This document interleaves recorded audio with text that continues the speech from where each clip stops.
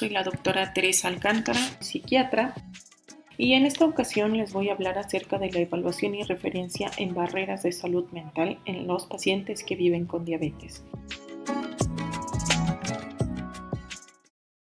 Identificar las barreras en la salud mental tiene el objetivo de poder identificar comportamientos de una persona que interfieran con las recomendaciones acordadas con cualquier profesional de la salud. Dentro de ello podemos englobar la adherencia farmacológica, la disposición para realizar los cambios en el estilo de vida o poder entender cuál es la organización de autocuidado que el paciente puede llegar a tener. Básicamente hablamos del concepto de adherencia. Las barreras en la salud mental pueden llegar a interferir con la capacidad para adaptarse a todos los cambios que estos pacientes necesitan realizar para tener una adecuada adherencia y un mejor desempeño del autocuidado para tener esta enfermedad en control. Es por ello que las barreras en la salud mental las podemos identificar si nos acercamos a aquellos factores relacionados con el paciente. De acuerdo a la Organización Mundial de la Salud, existen 5 dimensiones que involucran el concepto de adherencia: factores socioeconómicos, factores asociados a los sistemas proveedores de salud, factores relacionados con la enfermedad y factores relacionados con el tratamiento. Dentro de los factores relacionados con el paciente involucramos a la salud mental. Por lo tanto, vencer estas barreras va a contribuir sin duda a trabajar sobre la adherencia en cualquier paciente. Podemos identificar diferentes aspectos que influyen para desarrollar barreras en la salud mental para mejorar el autocuidado. Iniciamos con el miedo a lo desconocido y que se puede reflejar a través de los mitos y la desinformación con la que cuenta el paciente. Por otro lado, conocer cuáles han sido las experiencias previas con relación a factores médicos o a otras enfermedades, de tal manera que podemos conocer cuál es el proceso de duelo que el paciente tiene y si está desarrollando distrés por diabetes. Por otro lado, necesitamos conocer cuál es el momento de vida en el que se encuentra el paciente, ya que el impacto sobre su vida cotidiana puede afectar los roles actuales que esté desempeñando el paciente. Por otro lado, necesitamos conocer o darnos una idea de cuáles serían los rasgos de la personalidad del paciente, ya que ello nos va a permitir dilucidar cuál sería la disposición al cambio o las herramientas con las que cuenta para conocer si es un paciente que puede tener una constancia ante lo sugerido. Finalmente, necesitamos diagnosticar, tratar de identificar o referir a aquellos pacientes que cuenten con algún trastorno en psiquiatría, la enfermedad que puede ocasionar síntomas que se vuelven esa barrera para mejorar el autocuidado. Por lo tanto, vamos a empezar a desglosar cada una de ellas. Con relación al miedo a lo desconocido, necesitamos implementar estrategias a nivel educativo, conductual y social para poder vencerlas. Dentro de las estrategias educativas se busca establecer una información individualizada en los pacientes, es decir, tratar de conectar el mensaje para que el paciente pueda entender realmente cuáles serían las consecuencias de tomar las decisiones, ya sea hacia favor del autocuidado o en contra del autocuidado. Establecer metas realistas. A través de la educación podemos ayudarle al paciente a vencer las barreras de lo que puede considerar algo que no puede superar o al contrario, traerlo a conceptos mucho más realistas de acuerdo a su vida cotidiana, con la finalidad de conseguir concretar los objetivos que se están estableciendo para controlar esta enfermedad y finalmente tratar de que pueda comprender cuáles son los efectos secundarios o los efectos deleterios relacionados a las decisiones que el paciente está tomando. Por otro lado, otra forma de implementar estrategias educativas es identificar cuáles son las creencias asociadas a la enfermedad en el paciente o las creencias asociadas al tratamiento. Finalmente, lo que buscamos es vencer estos mitos y desinformación y necesitamos conocerlos. También es necesario ubicar cuáles son las áreas problemáticas en cada paciente y esto nos permitiría seleccionar casos prioritarios de intervención muchísimo más puntualizada y específica, así como dirigida. Dentro de las estrategias conductuales buscamos la educación en el uso de las tecnologías. Es necesario acompañar al paciente para que desarrolle las habilidades necesarias para vencer el temor al dolor físico o el miedo a la sangre. Desde el aspecto psicológico, esta puede ser una barrera muy importante con el uso de las tecnologías, por lo que necesitamos acciones conductuales para acompañar al paciente a vencer esta barrera. Finalmente, dentro de las estrategias sociales, se buscaría establecer sesiones educativas que permitan involucrar al paciente y a su familia para vencer esta desinformación no solo en el paciente, sino también en todo en el contexto sociocultural en el que se desenvuelve. Si bien no podemos cambiar todo lo que el paciente tiene, piensa o considera, sí podemos establecer una información mucho más clara y mucho más veraz que puede contribuir para el cambio y vencer algunas barreras. El siguiente punto es conocer las experiencias previas que el paciente ha tenido. Hablamos de conocer si tiene un duelo o si ha tenido o tiene distrés por diabetes. Este último se define como la complejidad y el agotamiento percibido por el paciente que hacen que le sea sumamente difícil cuidarse y se siente tan agobiado para cumplir con el autocuidado. Este concepto va concatenado con el duelo. El duelo se define como un proceso psicológico que tiene la finalidad de adaptarse emocionalmente a una pérdida. Estos procesos son completamente naturales y necesarios dentro de la psique de cada individuo. Son necesarios para poder conseguir adaptarnos a los cambios. Por lo tanto, si hemos tenido experiencias previas con relación a la salud, tal vez podemos pensar que elaborar el duelo puede ser un poco más amigable en la vida del paciente o saber que ha tenido la capacidad de manejar otras enfermedades crónico-degenerativas o cualquier otro problema de salud. Entonces, estas experiencias previas pueden llegar a ser determinantes de cómo los pacientes se están enfrentando al diagnóstico de diabetes y al autocuidado. Puntualmente podemos encontrar aquí cuáles serían las fases que involucran o de las que se compone un proceso de duelo: la negación, el enojo, la negociación, la depresión y finalmente la aceptación. La negación es aquel momento en el que el paciente decide no cuidarse porque no cree que tiene la enfermedad, no ha permitido aceptar, iniciar este proceso porque simplemente no lo considera que tenga la enfermedad. Ante esta situación, pues no podemos hacer algo diferente más que darle la información necesaria, darle el tiempo para que psicológicamente vaya procesando la información y finalmente necesitamos facilitar y permitir que exprese lo que piensa. Cuando damos pauta a la expresión de estas emociones, podemos encontrar que muchas de ellas van a cursar sobre el enojo, la frustración, la ira o incluso la culpa. Necesitamos entonces fomentar esa expresión de sus sentimientos, validar sus enojos, sus frustraciones y sobre todo ser tolerantes con el paciente. Una vez que el paciente logra expresar lo que siente, puede empezar a percibir que necesita hacer algo diferente. Empieza el momento o la fase de la negociación, en donde nosotros podemos hablar de los beneficios y de las complicaciones de cuidarse o de no cuidarse, identificar cuáles serían las necesidades del paciente y sobre todo resolver las dudas que tiene.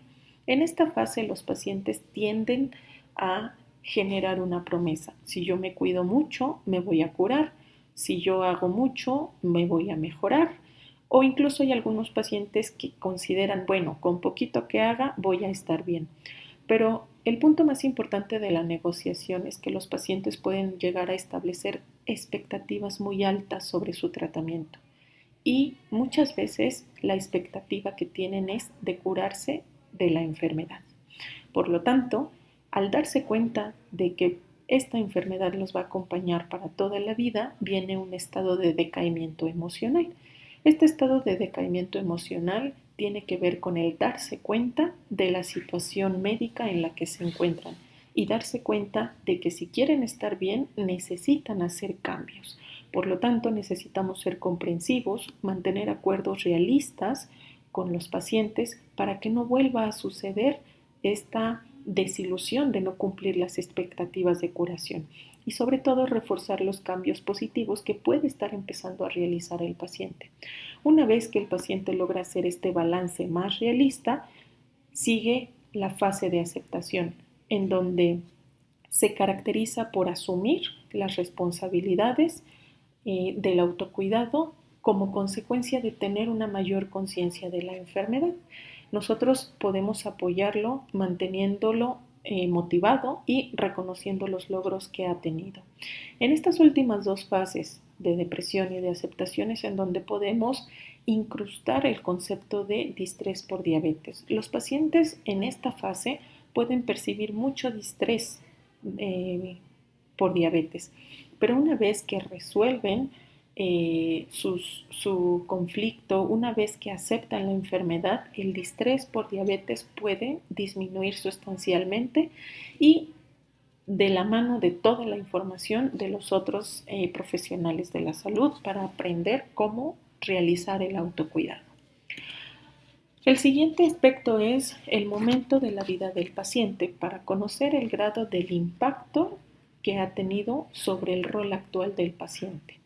Es decir, necesitamos conocer cuál es el año o en qué momento de vida se ha realizado el diagnóstico de diabetes, porque eso nos va a facilitar establecer una línea de tiempo junto con él y estableceremos el objetivo de conocer cuál ha sido el impacto, pero en su vida cotidiana.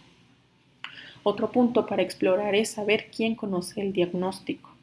Hay muchos pacientes que no comparten el diagnóstico y necesitamos explorar sobre su red de apoyo, con el objetivo de identificar con quiénes cuenta y quiénes pueden ser un punto de ayuda para cada paciente y vencer estas barreras con relación a facilitar que el paciente pueda continuar realizando el rol que le corresponde en ese momento de su vida.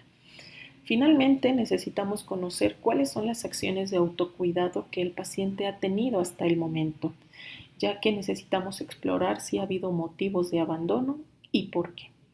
¿Cuál sería el objetivo? Básicamente evitar lo que no funcionó.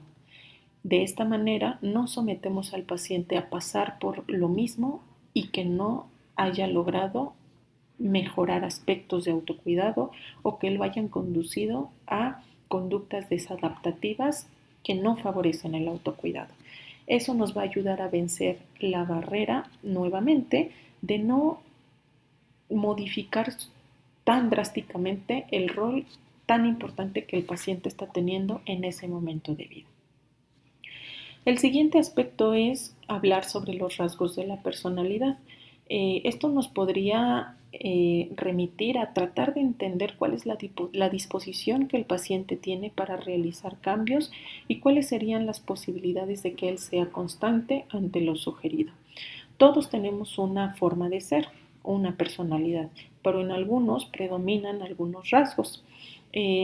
La personalidad nos permite interactuar con los demás y adaptarnos al ambiente, y algunos rasgos de la personalidad pueden interferir con el autocuidado. Es decir, los rasgos de la personalidad pueden interferir con la capacidad de adaptarnos a los cambios que esta enfermedad existe, y es entonces cuando nuestra propia personalidad se puede convertir en una barrera para vencer. Al respecto, no tenemos que luchar ni combatir con la forma de ser del paciente. Nosotros necesitamos solamente identificar si su personalidad está interfiriendo con el autocuidado. Una persona que devalúa, una persona que miente o que manipula, una persona que no respeta los límites de la relación médico-paciente, las indicaciones, los horarios, las reglas establecidas en el consultorio, o un paciente que busca arrebatar la consulta para tomar el control de las decisiones médicas, podemos considerar que es rasgos de personalidad complejos o difíciles y que pueden estar interfiriendo con el control metabólico. La estrategia que sugerimos no es cambiar al paciente, sino establecer una escucha empática, no tomar personal lo que el paciente nos está diciendo o la manera en la que se está desarrollando en la consulta y sobre todo, y la parte más importante, no perder de vista los objetivos de nuestra consulta. Finalmente, esa es nuestra labor médica y es lo que tenemos que seguir ejecutando, independientemente de cuál es el comportamiento que el paciente está teniendo dentro de la consulta. Por lo tanto, necesitamos reconocer cuáles son nuestros límites y si encontramos un paciente con el que definitivamente estamos teniendo problemas por su forma de ser, es necesario pedir ayuda y referir el caso para ponernos nosotros mismos a salvo y poder encontrar una forma diferente de ayudar a este paciente. El último punto para tratar es hablar de los trastornos psiquiátricos como una barrera. Necesitamos diagnosticarlos, tratarlos y o referirlos. ¿Por qué? Se ha estudiado en múltiples estudios y desde hace varios años que la comorbilidad psiquiátrica dificulta el control metabólico por interferencia en la adherencia farmacológica, interferencia con las actividades de autocuidado, interferencia con el cumplimiento de los requisitos o de las acciones que esta enfermedad necesita. Pero médicamente y fisiológicamente los trastornos psiquiátricos aumentan el riesgo de desarrollar complicaciones y aumentan la mortalidad en estos pacientes, sobre todo por enfermedades cardiovasculares y cerebrovasculares. Por lo tanto, necesitamos identificar enfermedades de psiquiatría en la población con diabetes. Hablamos de depresión, de ansiedad, de alteraciones en la cognición, alteraciones en la conducta alimentaria, trastorno por uso de sustancias o trastornos psiquiátricos graves. Todos estos diagnósticos pueden estar presentes en los pacientes que viven con diabetes y muchos otros diagnósticos. Sin embargo, estos dos son los más prevalentes junto con alteraciones de la conducta alimentaria y probablemente son los que más pueden llegar a interferir con el autocuidado. Por lo tanto, necesitamos aprender a cómo identificarlos. En esta gráfica podemos observar cuál sería un comparativo de las prevalencias de los trastornos psiquiátricos en pacientes con diabetes de menos de 5 años de diagnóstico en comparación con pacientes sin diabetes. En esta barra azul podemos ver que al menos 40% de los pacientes que viven con diabetes tienen cualquier trastorno psiquiátrico en comparación con un 32% en los pacientes que no tienen diabetes. Y en estas tres siguientes barras podemos ver cómo los trastornos afectivos, los trastornos de ansiedad y los trastornos de la conducta alimentaria tienen prevalencias mucho mayores en comparación con las prevalencias en la población que no tiene diabetes. Por lo tanto, esto puede ser un elemento gráfico que permita conocer y reflexionar acerca del impacto o de la comorbilidad de los trastornos psiquiátricos en esta población. ¿Cuáles serían los mecanismos que pueden interrelacionar uno con otro? Por este lado tenemos a la enfermedad mental y a la diabetes. Tenemos factores genéticos compartidos, factores medioambientales en la vida temprana del paciente, como pueden ser abuso sexual, maltrato infantil, pobreza, desnutrición, y ellos ambos pueden ser predisponentes para desarrollar una u otra enfermedad. Tenemos factores neuroendocrinos compartidos, sobre todo pues disfunción en el eje hipotálamo hipófisis adrenal, disfunción a nivel del sistema nervioso central y entre otros. Por este lado tenemos que existen síntomas psiquiátricos que pueden impactar para mejorar los estilos de vida, sobre todo alteraciones en la motivación para hacer cambios. Ello nos va a desencadenar consecuencias sobre la composición corporal, puede haber aumento de la adiposidad y con ello ser más proclive para desarrollar diabetes. Y finalmente tenemos aspectos relacionados con el uso de los psicofármacos, en donde algunos pueden llegar a tener efectos secundarios que pueden complicar estos cambios de vida y esta composición corporal.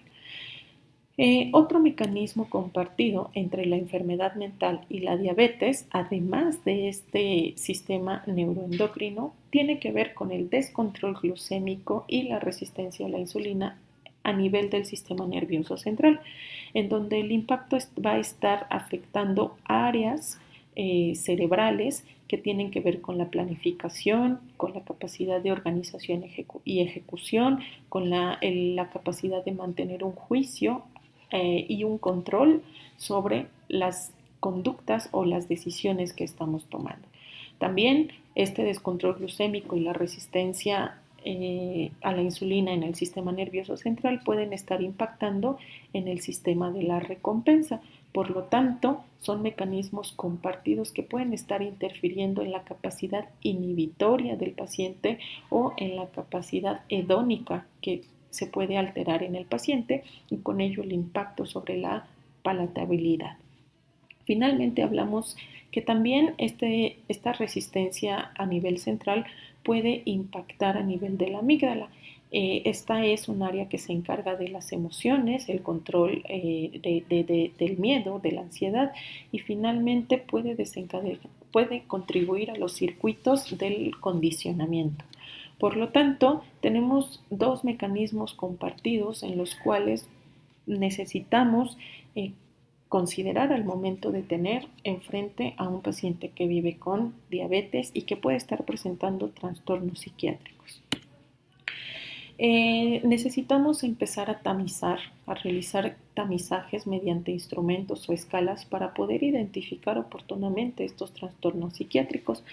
Entonces, en verde les propongo aquí algunos de los instrumentos que nosotros utilizamos, el PHQ-9 y la escala de ansiedad y depresión hospitalaria.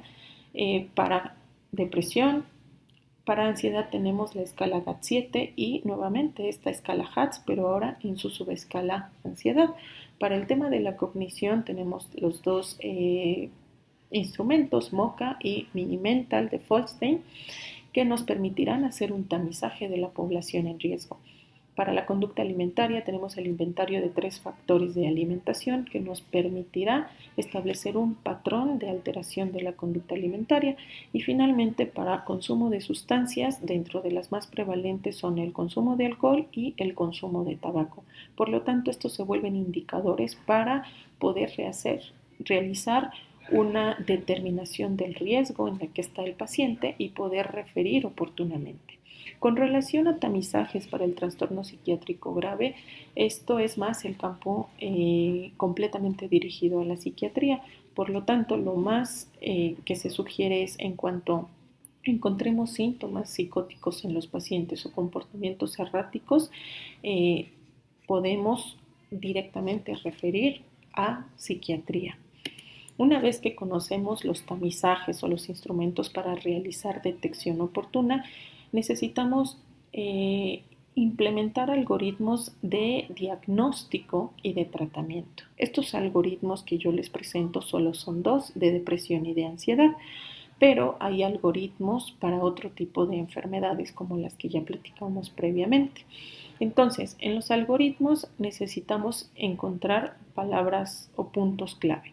Para el tema de depresión, hablamos si en las últimas 2 semanas el paciente se ha sentido deprimido, decaído la mayor parte del día, casi todos los días, y si ha tenido una disminución importante del interés o ha dejado de disfrutar las cosas casi todos los días.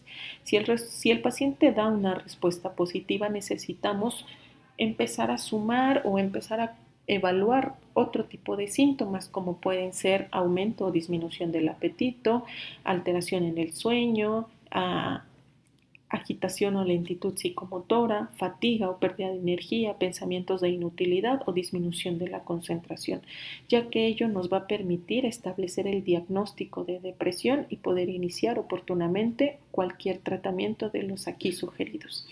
Un punto muy importante es la referencia a psiquiatría. En aquellos pacientes que tienen ideas de muerte o pensamientos suicidas, la referencia es directamente a psiquiatría.